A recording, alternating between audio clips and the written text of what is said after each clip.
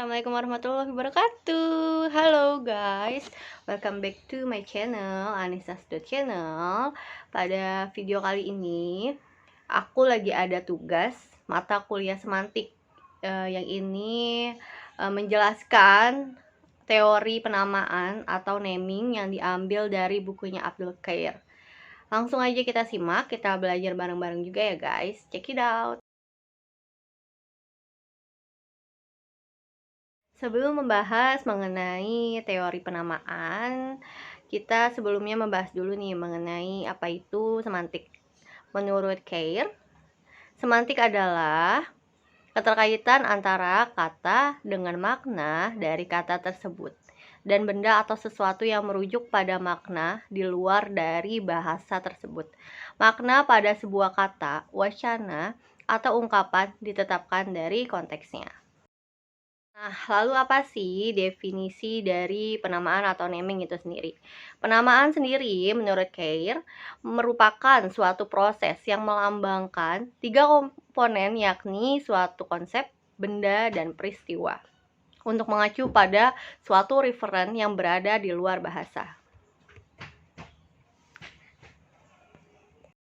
Berikut adalah 9 jenis penamaan menurut Abdul Khair, yaitu 1. Penamaan berdasarkan bunyi atau peniruan bunyi. Yang kedua, penamaan berdasarkan penyebutan bagian. Yang ketiga, penamaan berdasarkan sifat khas. Yang keempat, penamaan berdasarkan penemu dan pembuat. Yang kelima, penamaan berdasarkan tempat asal. Yang keenam, penamaan berdasarkan bahan. Yang ketujuh, penamaan berdasarkan unsur keserupaan. Yang ke-8, penamaan berdasarkan pemendekan. Yang ke-9 yaitu penamaan berdasarkan penamaan baru. Nah, kita akan membahas satu persatu dari jenis-jenis yang sudah tadi aku jelaskan. Penamaan yang pertama yaitu penamaan berdasarkan bunyi atau peniruan bunyi, yaitu penamaan yang muncul pada saat kata atau ungkapan adalah bunyi dari benda yang diacunya. Nama-nama benda dibentuk atas dasar bunyi atau suara yang dihasilkan atau ditimbulkan oleh benda itu. Contohnya yaitu 1. Tokek diberi nama seperti itu karena bunyinya toke. Yang kedua, kerap kali anak kecil memanggil hewan kambing bukan dengan nama sebenarnya, tapi dengan sebutan embe, karena kambing mengeluarkan suara tersebut yang lebih mudah disebut dan diingat oleh anak-anak. Selanjutnya, penamaan berdasarkan penyebutan bagian, yaitu penamaan suatu benda atau konsep berdasarkan bagian dari benda itu, biasanya berdasarkan ciri khas yang dari benda tersebut dan yang sudah diketahui umum. Contoh, 1. Semua orang dalam meja hijau merasakan tegang ketika hakim membacakan keputusan. Arti dari meja hijau adalah pengadilan. Meja bagian dari pengadilan. Penyebutan tersebut untuk menggambarkan sebagian dari keseluruhan, yaitu pengadilan. Nomor 2. Kata Indonesia dalam kalimat Indonesia memenangkan medali emas di Olimpiade. Yang dimaksud adalah 3 orang atlet penahan putra. Selanjutnya adalah penamaan berdasarkan penyebutan sifat khas, yaitu penamaan suatu benda berdasarkan sifat yang khas yang ada pada benda tersebut. Dalam dunia politik, dulu ada istilah golongan kanan dan golongan kiri.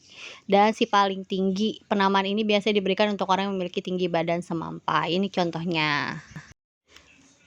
Penamaan berdasarkan penemu dan pembuat, yaitu yang dibuat berdasarkan nama penemunya, nama pabrik pembuatnya, atau nama dalam peristiwa sejarah.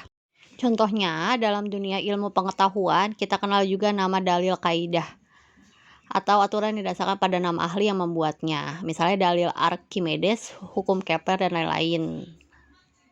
Atau laksamana yang kini dipakai sebagai nama dalam jenjang kepangkatan pada mulanya adalah nama salah seorang tokoh dalam Wiracarita Ramayana.